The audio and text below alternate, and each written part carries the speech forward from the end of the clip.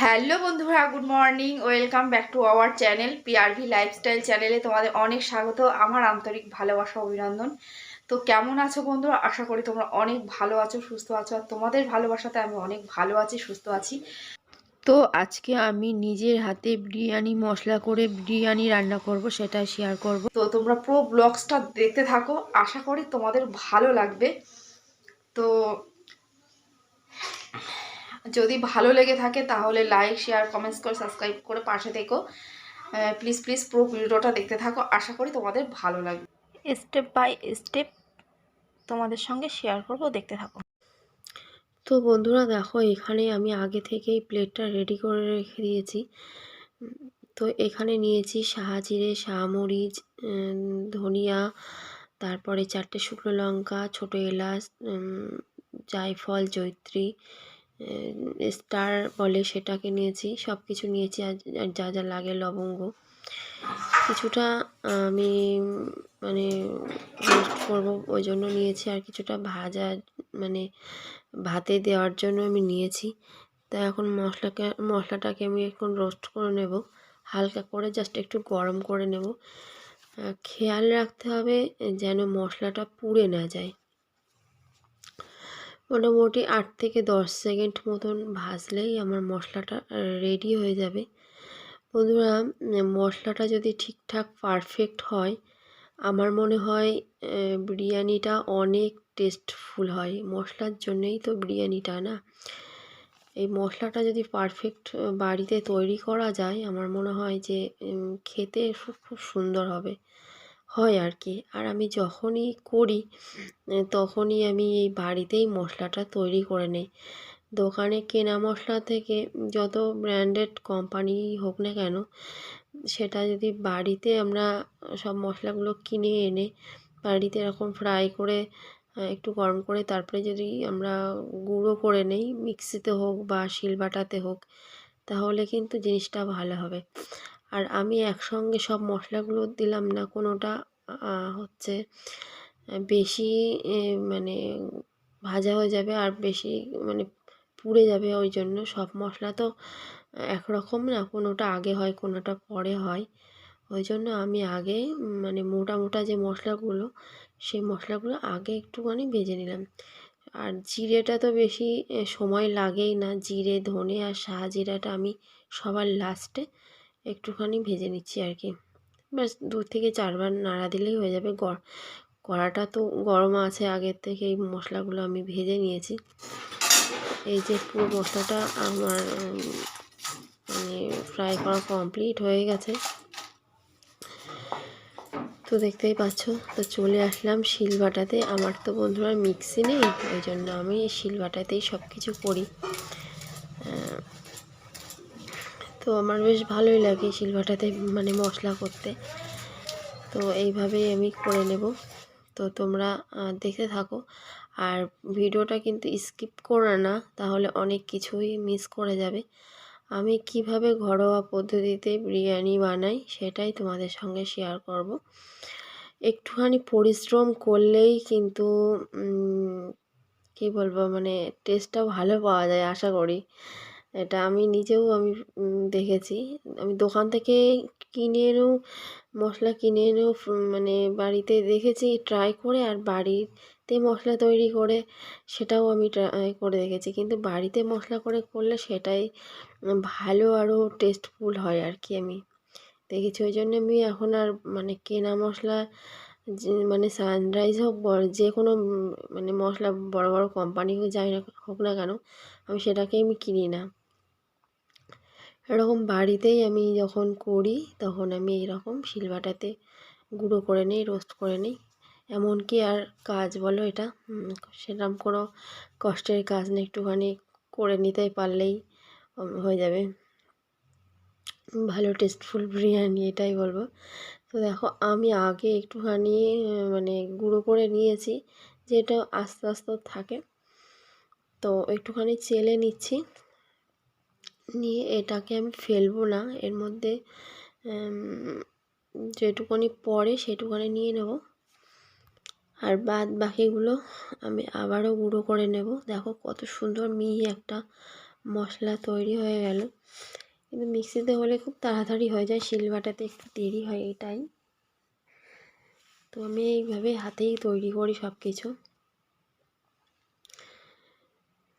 দেখতেই পাচ্ছ কেমন হয়, মানে মশলাটা আমি করে নিলাম।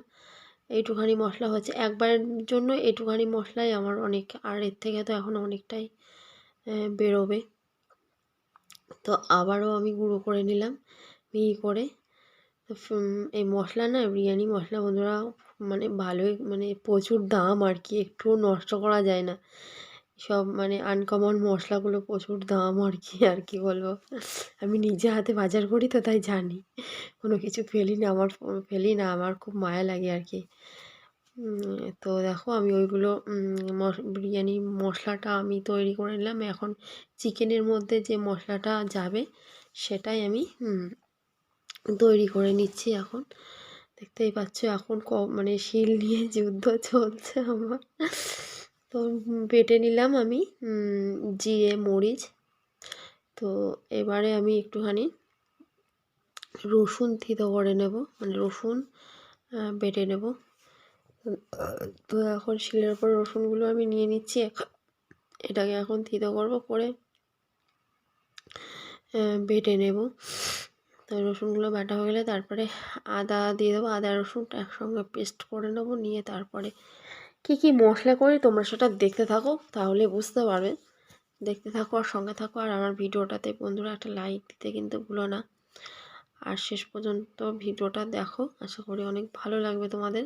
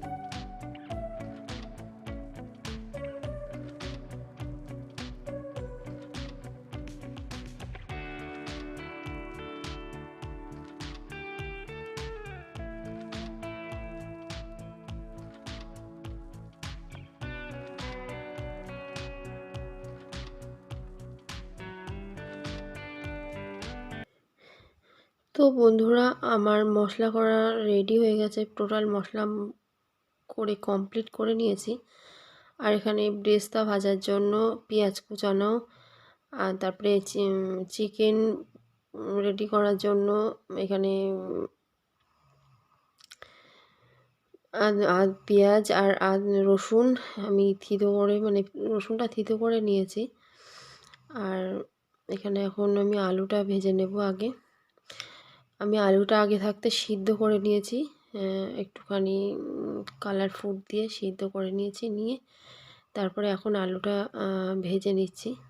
আজকে দোকানের মতন করে রান্না করব, দোকানের থেকে কম যায় না।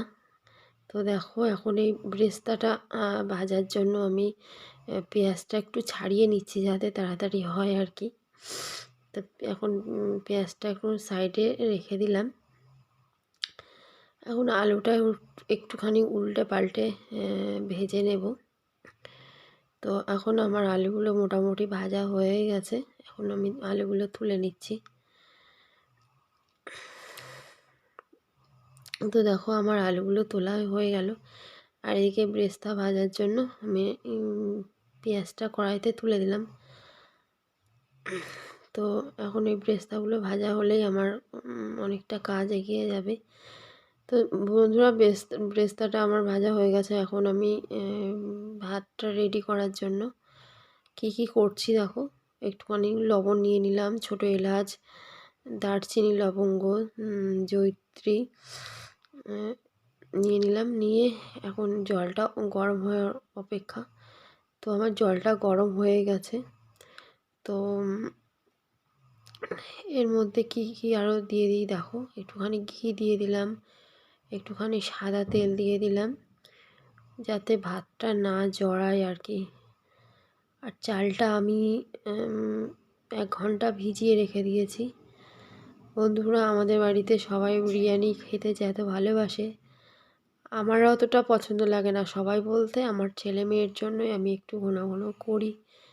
ঘন ঘন আবার মানে কী বলতো, দেড় মাস অন্তর এরকমই করি। মানে খুব ঘন ঘন মানে করি না। রিস্ক খাবার যেহেতু, ঘন ঘন খাওয়াটা ভালো না। আর এমনিতেই প্রতি সপ্তাহে আমাদের বাড়ি চিকেন মাটন থাকেই।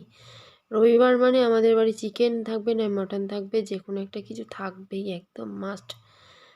এছাড়া আমাদের বাড়িতে হচ্ছে কি মানে রবিবার অসম্পূর্ণ থেকে যাবে, যেহেতু তোমাদের দাদাভাই বাড়িতে থাকে না, সারা সপ্তাহ পর একটা দিন বাড়িতে থাকে, ওই জন্য আমাদের এটা হয়েই থাকে। আর আমাদের দাদাভাই যেখানে কাজ করে সেখানে মানে আর কি বাইরে থাকে, তো খাওয়াটা ঠিকভাবে হয় না, ওই জন্য বাড়িতে একদিন হবেই, এটা একদম আমাদের মাস্ট। তো যাই হোক, আমি এখন চিকেনটা ম্যারিনেশন করে নিচ্ছি। যেসব মশলাগুলো বেটে নিয়েছিলাম, আদা, জিরে, গোলমরিচ, রসুন, পেঁয়াজ একটুখানি বেটে নিয়েছিলাম। আর এখানে এসে একটুখানি গুঁড়ো মশলা একটু ইউজ করলাম, যেমন কালারের জন্য লঙ্কার গুঁড়ো ব্যবহার করলাম আর কি। কাশ্মীরি লঙ্কার গুঁড়ো, একটু ঝাল লঙ্কার গুঁড়ো, একটু ধনিয়া গুঁড়ো, আর একটু কাঁচা তেল, হলুদ, লবণ, ব্যাস এইটুখানি দিলাম। না হলে আমি সব শিলবাটাতে বেটেই নিয়ে এসেছি। ধনিয়া গুঁড়োটা আমি দিতাম না, আমি মানে অনেকটা রয়েছে বাড়িতে, কিন্তু কোথায় রেখেছি খুঁজে পাচ্ছি না, নাহলে ওটাকেও আমি বাটতাম। এই যে, আর একটা কথা বলে রাখি বন্ধুরা, আমার এই চিকেন ফিকেন যখন বাড়িতে আনে না, তখন আমার এই বাটা মশলা ছাড়া আমি ভাবতে পারি না কোনো দিনই। আমি মানে গুঁড়ো মশলা ইউজ করে আমার চিকেন বলো, মাটন বলো, যে কোনো কিছু রান্না করা বলো, আমি মানে গুঁড়ো মশলাটা অতটা ব্যবহার করি না, মানে খুব দায় থেকে ব্যবহার করি। যেমন তো বন্ধুরা, ভাত হয়ে গেছে, আমি এখন কড়াই বসিয়ে দিয়েছি। তো এখন জিরে ফোড়ন দিয়ে দিলাম দুটো।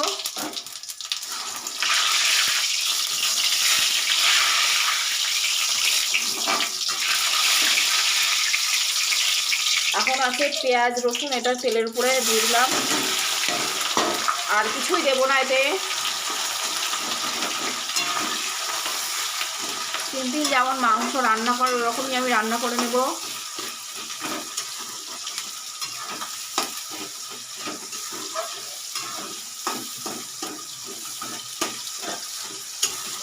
আর মাংসটা আমি 1 ঘন্টা ম্যারিনেট করে রেখে দিয়েছিলাম। ওই দেখো আমার ভাত হয়ে গেছে, ভাতটা আমি ফ্যান ঝরাতে দিয়েছি। আর এদিকে কড়া বসিয়ে দিয়েছি। পরের স্টেপ, সকাল থেকে স্টেপ বাই স্টেপ করেই যাচ্ছি। এখন বেলা কটা হয়ে যায়, কটা বাজে না, বেলা 1টা বেজে গেছে, এখনও আমি এটাকে মানে কমপ্লিট করতে পারলাম না। এখনও প্রচুর কাজও পড়ে আছে, এখনও স্নান হয়নি, ঘর মোছা বাকি আছে, কলপাড়ে বাসন পড়ে আছে, সেসবগুলো করতে হবে। আমার প্রচুর কাজ, আমার 3টের আগে মনে হয় আর খাওয়া হবে না। আমি তো সকালবেলায় খাওয়াই হয়নি আমার আজ সকালে। এই সব করার জন্য সকালবেলা খাওয়াটাই আমি ভুলে গেলাম। রান্না করেছি কিন্তু খাওয়ার সময়টা আর হয়নি। আর আমার রান্না করতে করতে একদম খেতে ইচ্ছা করে না, ভালো লাগে না।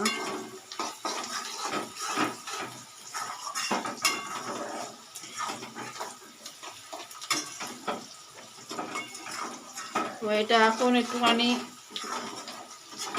ভাজা ভাজা হয়ে গেলে তারপরে দিয়ে দেবো এরপরে চিকেনটা দিয়ে অন্তত আধা ঘন্টা চিকেনের পিছনে খাটতে হবে, তারপরে চিকেনটা রেডি হবে।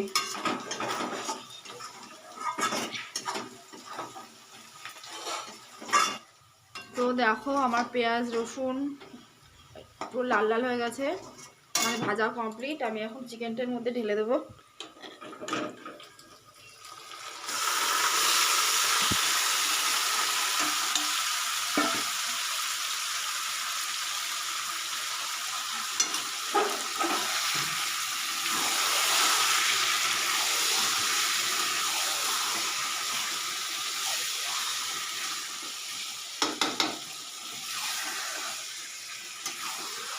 বন্ধুরা আমরা এসব বিরিয়ানি টিরিয়ানি একটু অনেকদিন পর পরই করি, অনেকদিন বলতে 1.5-2 মাস অন্তর অন্তর আমাদের এটা হয়েই থাকে, কিন্তু একটু বেশি করে করি। বাচ্চা কাচ্চার বাড়ি তো, ওরা এক বাচ্চারা দুবার খেতে চাই, বুঝলে, ওই জন্যে আমরা একটু বেশি করেই করি।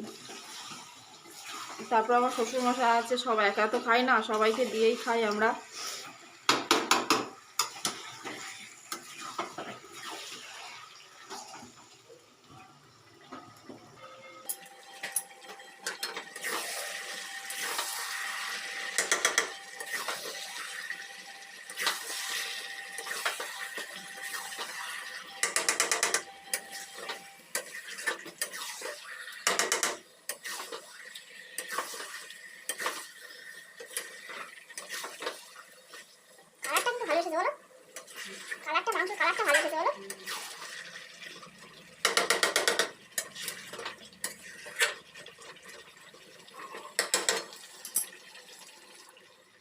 বিরিয়ানি খেতে গেলে তো খুব মজা লাগে, করতে গেলে কি কষ্ট। সে সকালবেলার থেকে খাচ্ছি বিরিয়ানি করার জন্য, তো এখনও রেডি করতে পারিনি। তো ফাইনাল সব স্টেপ বাই স্টেপ আমি কমপ্লিট করে নিয়েছি। আর এদিকে এখন আমার দাদাভাই দম দেওয়ার জন্য আটা মেখে কমপ্লিট করে দিয়েছে। তো মাংসটাও আমার রেডি হয়ে গেছে। আর চিকেনের কালারটা যে এত সুন্দর এসেছে তোমার ধারণা করতে পারো, তোমাদের সঙ্গে একটু শেয়ার করি। চিকেনের কালারটা এই এসেছে, এই চিকেনটা পুরো ফাইনালি রেডি হয়ে গেছে। আর চিকেনটা গলে পুরো একদম মানে মোমের মতন গলে গেছে এটাই। আর ওই তো ভাত, আর এই যে আলু, বেরেস্তাটা একটু কমজোরি হয়ে গেছে। এই যে তোমাদের দাদাভাই কেশর কেশর দিয়ে ভিজিয়ে দিয়েছে দুধ। কেশরের কোনো রঙই হয় না। দাওনি কেশর? তো ওই যে তোমাদের দাদাভাই কেশর দিয়ে দিচ্ছে। কেশরটা আমি গুলিয়ে নেবো।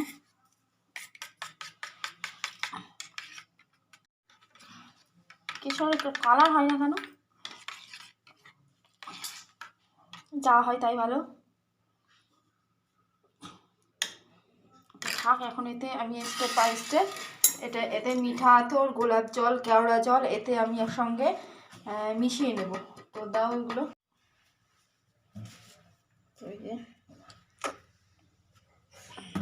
তো বন্ধুরা বাটিটার দিকে তোমরা নজর দিও না, বাটিটা আমি গ্যাসে বসিয়েছিলাম, ওই জন্য কানাটা একটু পুড়ে গেছে। এই 3-4 ফোঁটা দাও।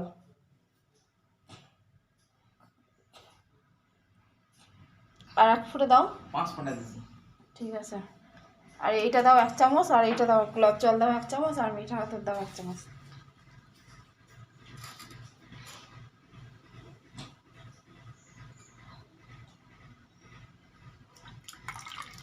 এক চামচ দাও, আর এটা 1 চামচ দাও। তো মিশিয়ে দিয়ে এটা এখন মিশিয়ে নেব।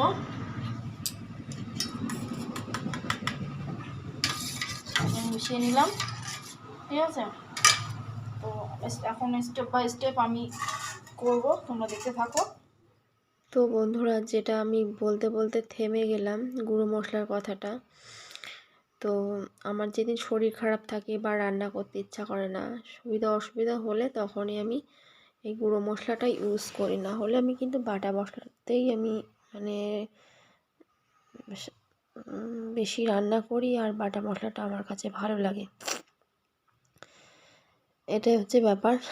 যাই হোক, গামলাতে আমি একটুখানি ঘি মাখিয়ে নিলাম, নিয়ে তারপরে আমি সব স্টেপ বাই স্টেপ আমি সাজাচ্ছি আর কি। আমি এইভাবেই সাজিয়ে থাকি, তো তোমরা কিভাবে সাজিয়ে থাকো আমাকে কিন্তু কমেন্টস করে জানিও। আমার মধ্যে যদি ভুল ত্রুটি থাকে তাহলে আমি তোমাদের থেকে শিখতে পারবো। তোমরা জানাবে আমাকে, শেখার তো কোনো বয়স হয় না বলো, শেখার কোনো শেষ নেই, মানুষ মাত্রই ভুল হতেই পারে। তো যাই হোক, দেখো আমি এর মধ্যে বিরিয়ানি মশলা, তারপরে ঘি, এসবগুলো সব দিয়ে দিচ্ছি। তো কী বলবো বন্ধুরা, আমি এখন ভয়েস দিচ্ছি, খেতে কিন্তু অসাধারণ হয়েছিল। আর মানে খুব মানে সবাই আর কি নাম করেছে আর কি। আর আমার ছেলে মেয়ে তো কোনো কথাই হয় না, মানে খুব আমার যেটা করি সেটাই ওদের খুব ভালো লাগে।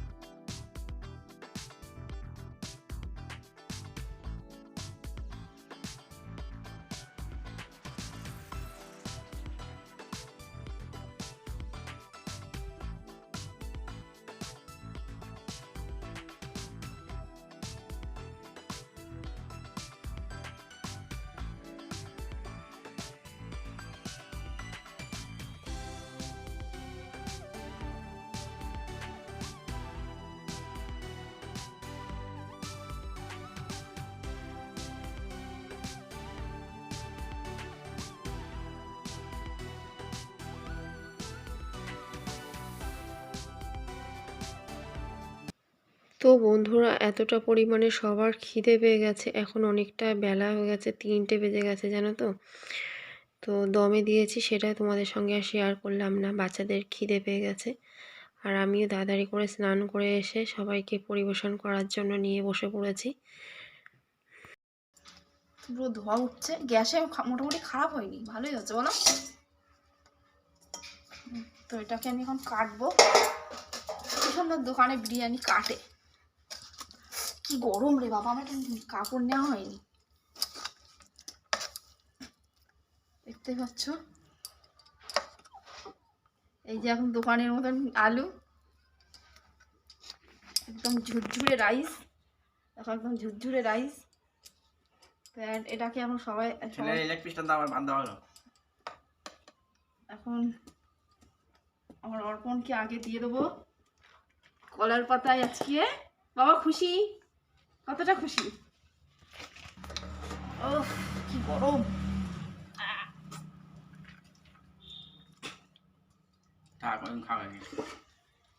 আচ্ছা, এই থালার উপরে কলার পাতা দাও। কেন দাও, এর উপর কলার পাতাটা দাও, আমি দাও উপরে।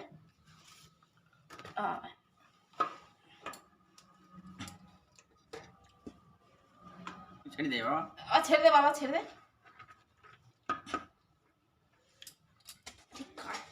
তো বন্ধুরা, কেমন হয়েছে তোমরা কমেন্টস করে জানিও। আমি সচরাচর মানে উনানেই করি, আজকে একটু গ্যাসে করলাম, তাই গ্যাসে মোটামুটি একেবারে খারাপ হয়নি, ভালোই হয়েছে।